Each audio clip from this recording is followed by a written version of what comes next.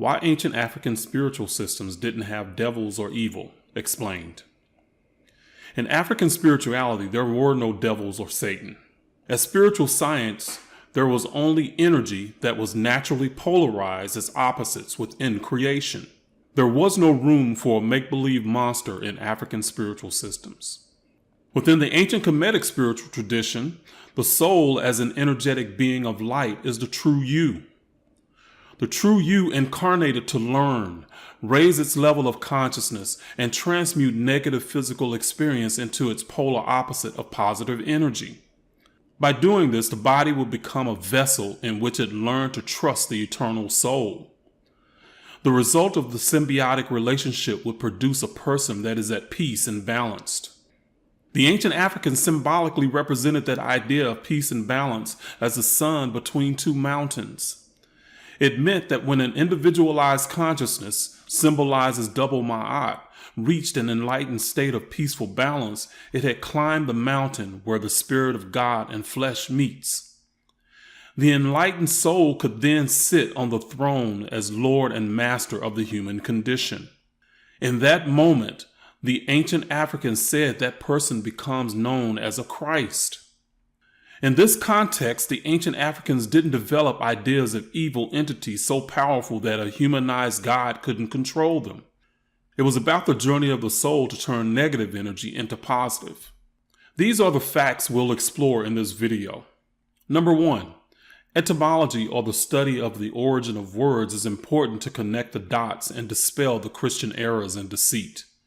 Number 2, Satan as a word originally was defined closer to the ancient African spiritual science meaning before it came to mean the devil and evil. Number 3, the original concept of the fallen angel, Lucifer, came from Kemetic science and was a positive expression of an abstract metaphysical concept. Only one early translation of the Bible equated Lucifer with Satan. Now, when you trace the journey of the soul through the African spiritual paradigm, you find that Christianity flipped spiritual concepts that were inherently positive to ones that provoked fear and anxiety in believers. By tracing the ancient metaphysical concepts of Horus, Jesus, and Lucifer through etymological origins and the original ancient spiritual teachings from Kemet, you'll find powerful and uplifting connections for humanity that can change the world for the better. With these ancient African symbolic metaphorical ideas of reaching and living life peaceful and balanced, we will take a deep dive into African spirituality and debunk Christian errors filled with powerful make-believe horned monsters known as the devil. You have nothing to fear. You are a god or goddess, and the entity known by the names of Satan, Lucifer, the devil, or El Diablo do not exist. They are all misapplications of African spiritual science. Because you are a god or goddess, there is nothing so powerful that you can't control it. You literally have the ability to create your life. That's what this ancient African knowledge is attempting to get across to those that study and apply it. Anyone can create consciously or allow the fear-based training programs from Christianity to control your life. I know from experience that negative Christian programming is a constant battle even years after dismissing the religion. Through the African spiritual science, I will connect the dots to expose Christianity in a way that you've never heard before. This will be a deep dive into African spirituality. I will be very detailed so that you can understand the connections and disconnect from any ideas of being powerless. Get your pen and paper ready to take some notes. So let's get to it. The development of Christianity over the centuries became a misrepresentation of ancient African spiritual concepts. It's time for us to delve deeper into these ancient African mythologies for the truth. It will be easy to see that Lucifer, Imhotep, and Jesus are all aspects of the Kemetic Egyptian concept of the migration of the soul from spirit into body, then its experience of life, and its exit at the death from the physical body. Now, don't forget to hit the subscribe button to my channel so that you may get future updates. Like and share this video with others so that they may gain this knowledge and raise their consciousness. Now, before we move forward, you have to understand the difference between a crucial concept of anthropomorphizing within African spiritual science and humanizing by the Greeks and Romans. Anthropomorphizing simply means using human characteristics or something in nature to symbolize an abstract metaphysical idea. Africans anthropomorphize metaphysical or spiritual concepts. Understand metaphysical and spiritual both simply express something not material or physical. When the Greeks and Romans copied the African netters or metaphysical functions of nature, they humanized them. Humanizing is when you take this metaphysical concept and you make it like a human. That's different from anthropomorphizing. Humanizing is at the foundation of religious belief systems today. You'll see this as I break down Heru moving forward. In ancient African spiritual science, Heru or Horus, as he's known by the Greek Gnostics, is an expression of a multidimensional, natural metaphysical function personified as a mythological personage. All Kemetic mythology at its foundation is numerology. The mythology is a way to explain how the functions of nature work. Heru as a function of nature is the ability to be created and return or be renewed into infinity. One way this abstract metaphysical idea was symbolized was as a child. Symbolically, a child is new when born. For the human race, any child born means that the human race will keep multiplying and existing. The ancient Africans represented this fundamental function of the creative universe as a trinity of man, woman, and child. They are anthropomorphic representations of the idea that the seed will be implanted in a womb to produce an offspring. This Trinity concept is universal to all of creation. It means energy in the universe will forever be renewed. In modern times, we say the same thing with the law of energy conservation we learned in grade school. That law states that energy can never be destroyed. It can only change forms. Thinking of it in a metaphysical context means that energy will be transformed. Negative energy can be transmuted or changed into positive, but no energy is never destroyed or goes away. Africans personified but never humanized these functions as the Greeks and Romans did. The mythology was a very elegant way for the Africans to transmit these complex ideas. Because the Greeks and Romans humanized the African concepts is one reason we live with the idea of a God that is jealous, has favorites, will watch you masturbate, and then send you to hell for enjoying it. When anthropomorphizing, the ancient Africans might say, it's like God can see and know everything, to express the omniscience of consciousness. It's using a human characteristic to give you an idea of what the omnipotence of consciousness is like. But in the Greek and Roman tradition, God is humanized with the idea that he is watching you and will punish you for doing wrong. In high school, we studied Greek gods who were said to have children by humans, producing half human, half god beings. Humanizing a god became the Christian tradition through the Greeks. Jesus was supposed to be God and man, for example, but the ancient Africans did no such thing. Africans before religion would say humanizing God is childlike thinking. There were no powerful forces or evil or devils in African spiritual systems, only energy that existed as polarized opposites. This is important to understand. Just like the idea of scientific method in modern times, the spiritual science of Kemet in ancient Africa was based on observation and experimentation. Religion is based on belief and superstition. As the great Stevie Wonder would say, when you believe in things you don't understand, you suffer. Superstition ain't the way. Now that you understand the difference between the African way of anthropomorphizing rather than humanizing, let's break down the ancient African spiritual science and illuminate the connections of Heru, Imhotep, Lucifer, and Jesus. Stay with me. It's not as preposterous as it might sound once the ancient science is understood. I'm going to break it down in a simplified, easy to understand way. So let's take a deeper dive and look at the Kemetic principle of Heru. It's a multidimensional concept on multiple levels and given names to denote different levels within the Kemetic framework.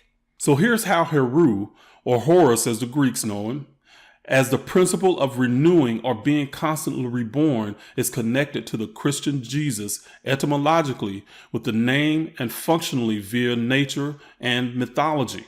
In the beginning of the universe, Yeusa is the ever-coming son of God produced by Atum when he masturbated.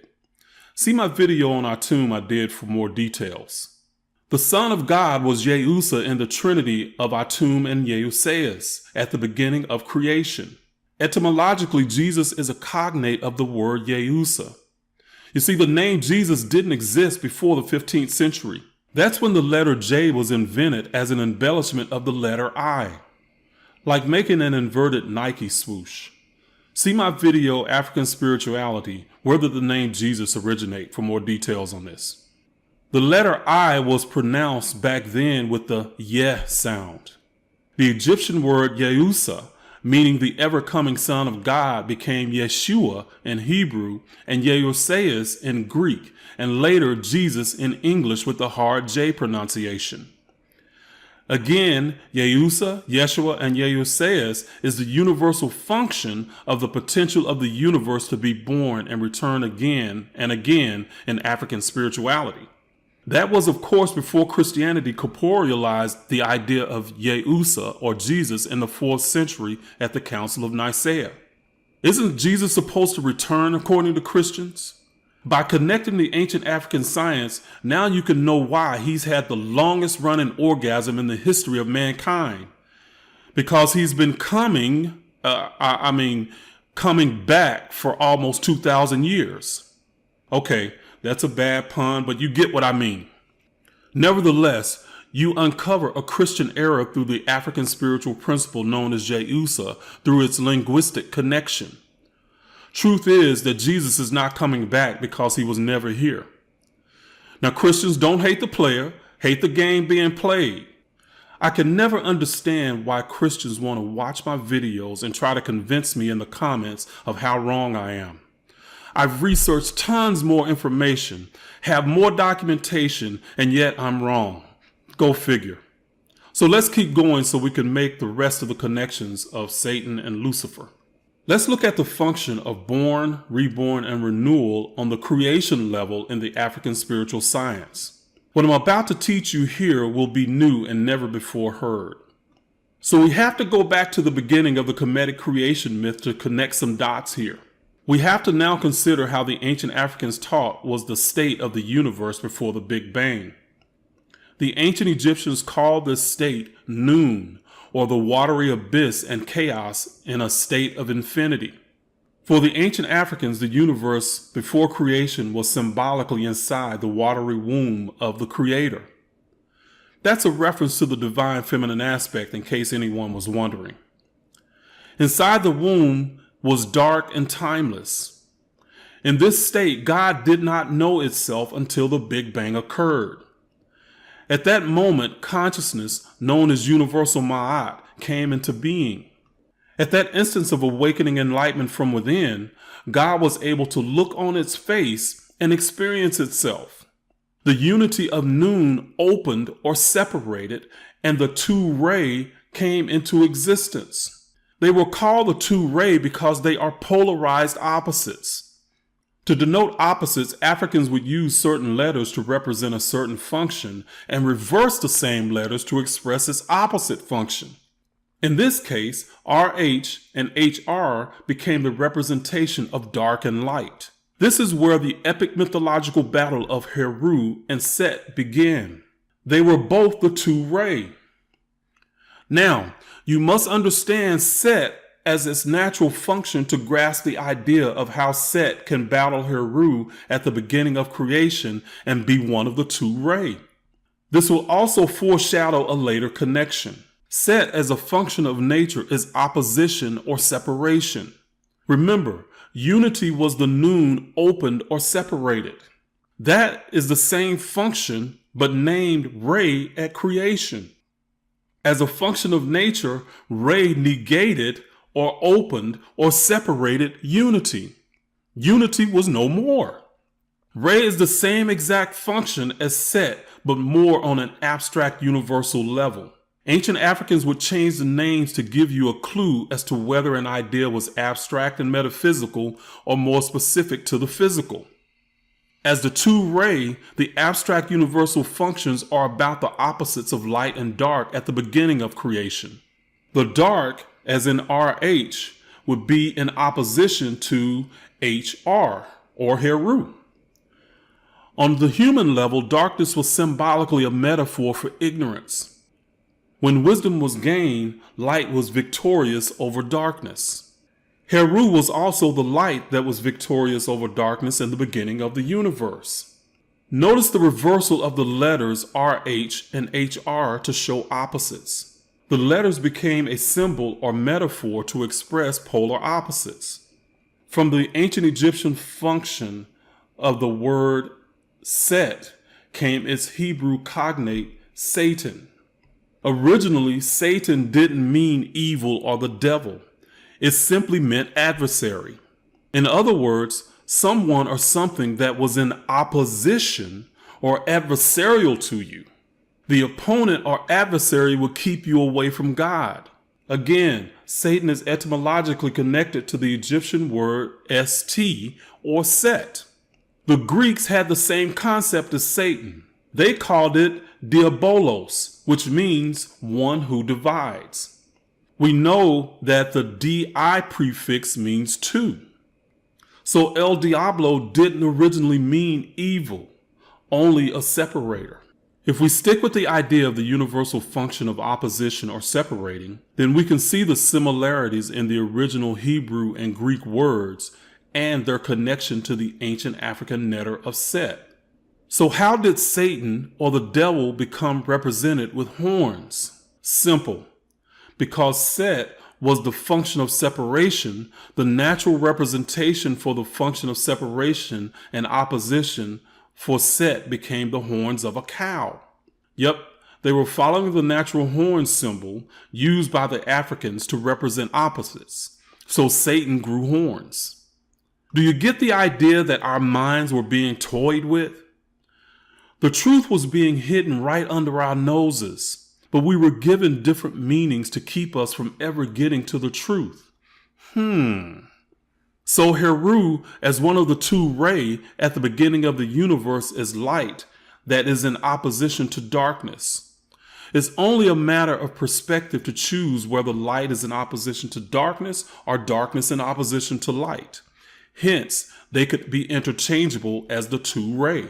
For the Africans, it was understood that polarized energy was necessary for anything to be experienced. They didn't define energy as good or evil, just opposites. When a person believes there is evil, it allows one to position themselves as a victim. But the ancient Africans understood that there were no victims. They would say that on your journey as an eternal soul, you incarnated to learn and grow through human experience and raise your level of consciousness. The difficulties caused by others in your life is an opportunity for you to learn how to transmute and change what you've defined as negative into something positive. Now, as a soul, you journey from unity through life experience and back to unity. This journey will take many incarnations in many forms and many opportunities to gain understanding and wisdom from any lesson you might not have learned in a particular lifetime before. Whatever you don't learn in this life, you will get the opportunity to learn in another. You most likely will get the chance to hop on the other side of the line, so to speak, and get into the other person's shoes. If you were the bad guy in this life, you might get a chance to be the good guy in the next life. If you were a good guy or good gal, then you might get a chance to be the bad guy or bad gal in the next life. That's one way reincarnation works. It's not about good or evil. It's about learning through experience. So now that you understand how Satan is connected to Set etymologically as a cognate, and through the principle of opposites symbolized by Re and Set in mythology, now we can move on to the next step. So let's look at how Imhotep is connected to Horus, Jesus, and later Lucifer. Our English word soul originates from the Latin word sol, which means sun. They sound just alike, don't they? See, we live on Earth in our solar system, orbiting the sun.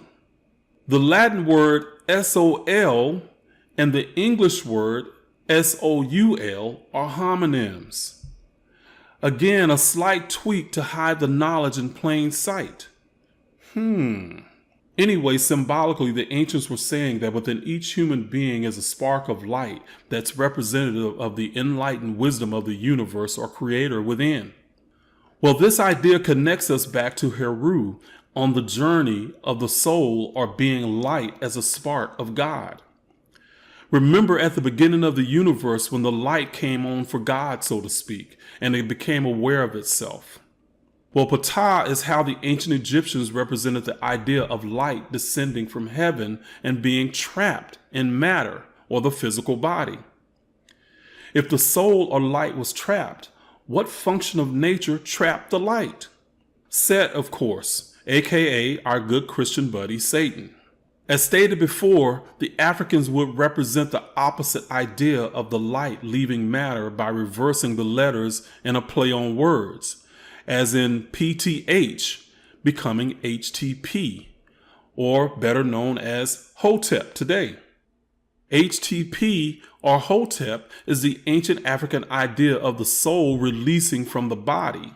For the ancient Africans, the light or soul would go to a peaceful place when released from the physical body. Hence, in modern times, Imhotep meaning in peace. Imhotep as the Prince of Peace is a nickname for Jesus as the Christ that originated in these teachings of ancient Kemet. That's one level. But through the etymology of the African science principles regarding the journey of the soul, you connect the words Imhotep and Jesus back to Horus as light. There's much more to this idea, but I'm just trying to keep this video as streamlined as possible, although I know it's already getting long. Now let's move to the last connection and we'll be complete. The idea of Lucifer as the fallen angel of God and thrown out of heaven. Lucifer, the fallen angel, became equated with Satan in the King James Version of the Bible in 1611. It's the only version at the time that did so. This was not the case originally. The idea of Lucifer originated within the temple of Ptah in ancient Egypt, where they taught about the spark of God descending from heaven and falling into matter. So this is not about me trying to get you converted over to Satanism, so just relax. When you understand the ideas as a function of nature rather than a story, they become pretty clear. Remember, the English word soul and the Latin word soul are homonyms. Also, the idea of Yehusa, Yeshua, or Jesus was part of the teaching at the temple of Ptah. Lucifer was the name for the manifestation of light or a new soul descending from heaven into matter. Hence the biblical idea of Lucifer as a fallen angel. Horus or Horus, as the Egyptian principle of perpetual renewal, was given what amounted to a nickname Lucifer when it was a new soul descending into matter. Lucifer, from the Latin root, means bearer of light. La luz still means light in Spanish today. So in ancient African spirituality, Lucifer is a new soul being born into the physical body, trapped by the opposing force of Set. Understanding this idea and the origin of the symbolism, you can quickly connect the idea in the Bible scripture, Luke chapter 10, verse 18, where it says, "Yes, he told them, I saw Satan fall from heaven like lightning." Understand the Bible is written in coded language to obscure the esoteric meaning. Christian Lucifer, as Satan, is connected to falling from heaven and lightning. As stated before, Lucifer is only connected to Satan in the King James Version of the Bible. Is truth hidden in plain sight again, right? One of the reasons Kemetic spiritual science will be so important for humanity moving forward is that it's the specific ancient spiritual system that will uncover the errors and deceit of Christianity and help humanity rise above the fear of negativity to reach the mount and sit on the throne as the King of Glory. Sorry, that sounded a little something like a preacher, would you say? Huh? How many preachers are preaching that message with no idea of the truth underneath those words? speaking about a savior coming back. The ancient Kemetic natural function many of us know as Heru is represented by a newly grown plant sprout, or a newborn lamb, as in the Lamb of God, a new vine, the Netzer, or a new sunrise, which is the sun of God that happens day after day. Each of them has in common that whatever they were born from has the ability to renew itself over and over. Through the ancient African principle of being born and or renewed into infinity, I've connected how it's represented as different names and different aspects of the spiritual science. I've also touched on and exposed Christian errors and deceit. The different functions can represent the creation of the universe or the migration of the soul. These principles will have names specific to those aspects. So let's quickly recap. Yehusa, or Jesus, is the ancient African theoretical concept that the universe will exist and be renewed indefinitely. Heru is the original universal light that is opposed to darkness. Re is the opposition to light at the beginning of creation. Imhotep is the light or spark of God exiting the physical body. Lucifer is the light bearer or spark of light descending from heaven into the physical body, not a devil or Satan. This is what you have to know about the ancient spiritual concepts that are being taught to you. The bearer of light as the spark of God within will lift you to the mount and have you sit on your throne wearing your shining crown of glory or enlightenment. That means you'll reach the mount when your darkness is illuminated from within by wisdom you gain from your life experiences. You are the Christ in potential, the new light shining from within. That's why there's no devils or evil within African spirituality. It's only your opposition. You're a god or goddess with the power to overcome any opposition. That's why Africans didn't believe in entities so powerful that God couldn't even control it. That's because you have all the power over your opposition. However, you may have to go through some tough times to gain the wisdom to overcome that opposition. Allow the eternal self to guide you to the mount. Thank you for watching. I'm Reginald Martin, founder of Kemetic Centered Living. Please subscribe to my channel so that you may get my future updates. Like and share this video with others so that they may gain the knowledge and raise their consciousness. If you want more knowledge like this, please go to my website at www.kemeticcenteredliving.com. You will learn the African spiritual science and expose the hidden coded language of the Bible that would expose the truth about Christianity. Thank you.